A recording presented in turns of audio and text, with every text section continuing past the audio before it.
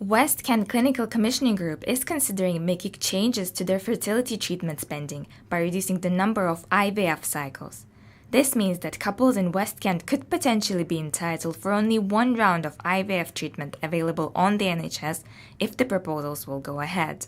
So we need to listen to what people are saying, and we will take those views into account if and when we make a proposal that might have a bearing on IVF. This is very much a first stage in a listening exercise to find out what people think of that. Currently, 60% of CCGs have reduced the number of IVF cycles, including those in Kent, offering either only one cycle or none at all. Regulatory body NICE advised that women should receive 3 cycles of IVF treatment if they're under 40 and 1 cycle between 40 and 42 years old. Well, something like 1 in 50 couples are having IVF, and infertility is a real problem.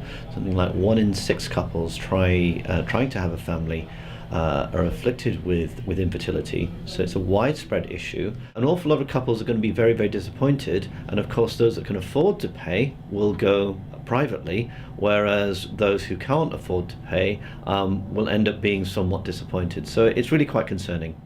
Although the potential proposals are at the very early stages, Kent residents are quite worried about the possible cuts.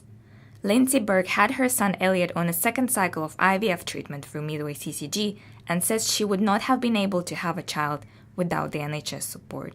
I think if I'd had only 1 cycle, Elliot wouldn't be here, and I don't know where I would be mentally. I don't know where my marriage would be. There's no way that we could afford to privately fund our IVF. We would have had to have taken out loans, and you're walking up to a gambling table.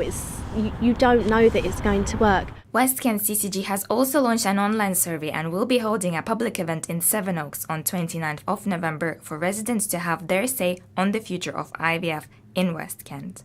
This is Karina Pavlova for Kent Current.